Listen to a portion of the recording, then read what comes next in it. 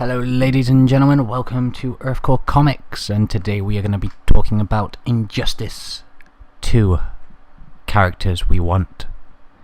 So yeah, this is what it's going to be about, is what characters I think should be in Injustice 2. So let's start.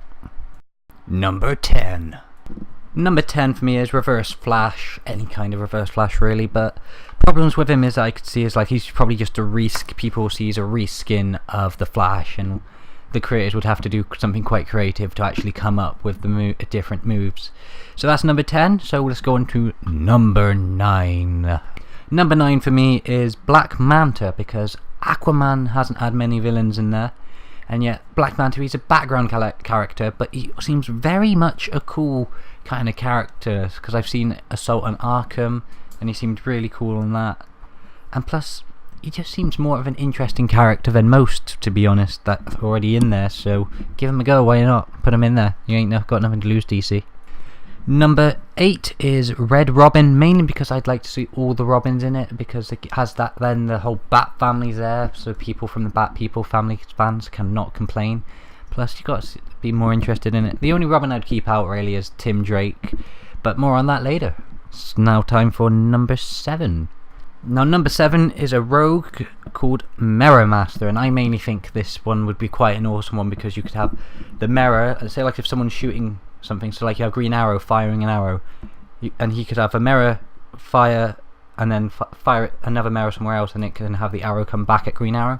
Have one of those mechanisms. Finisher come into the mirror dimension and just have a load of fun really with him. Go, there you go, my dimension, bam bam bam bam, potato patata, bing bang bong, done. Time for number 6. And number 6 is Captain Boomerang, because he's had exposure in Suicide Squad. Kind of an interesting character, more people have got an interest in him now, so why not show him in, have him fire boomerangs. He could be like a Green Arrow villain kind of thing, where you have Deathstroke shooting, you can also have boomerangs throwing, boomerangs, so yeah, different kinds, pressing different ones. Finishers, a barrage of boomerangs just flying everywhere. So yeah, that's number 6. So now let's get on to number 5, Black Canary, one of the best fighters in the DC universe, and if you're going to have a fighting game, surely it's best to have the best fighters in the game. I mean, come on DC, plus you could have interaction with Black Canary, Green Arrow, bada bing bada boom, really have all the fans happy and like Arrow. Number 4, Jason Todd, aka Red Hood, because he's again a well-known fighter, and you might as well put Red Hood in if you're going to have Red Robin and Nightwing and Batgirl and Batman. So yeah, just the main 4 Bat families. Robin, you could have him in, but I wouldn't really want him to, because I'm not a fan, or I haven't read anything, so yeah. So let's get on to number 3.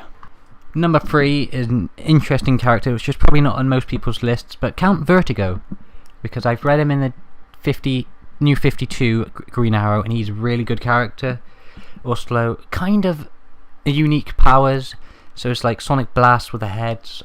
So, you know, interesting kind of moves. You can limit movement and everything around him, so instead of jumping over the Sonic movement, no, you stay there. And you can have a finisher of just doing an ultimate Sonic boom inside someone's head, making them just, you know, making them comatose. That's the word people think you see on this, but so yeah. And now number 2 is Ra's al Ghul, again one of the best fighters in the DCU, and yet you still don't put him in the first game. I mean, come on DC, seriously. And your finisher could have hit the Lazarus pool, launching up, replenishing a bit of your own health, and then all of a sudden slashing and dicing with the League of Assassins theme or some music like that, just slicing and dicing combos like mad. Sound effects brought to you by Earthcore Comics, and so on, and just have a vast array of maybe even some like League of Assassins ninjas coming in as well, just going boom. So yeah, that's number 2 for me. Number 1 for me is the Dabbler of Dark Arts, John Constantine, because let's be honest, we need more magic. He is an important part of Injustice storylines in the latest, one of the latest ones. I haven't read them, don't kill me, but magic is also one of Superman's weaknesses, so, and we haven't really seen it a lot. Yes, we've had Raven and the other one, which I can't remember the name. So yeah, And that has been my top 10 for Injustice Once. If you've enjoyed this video, please like, subscribe and comment. And until then, goodbye.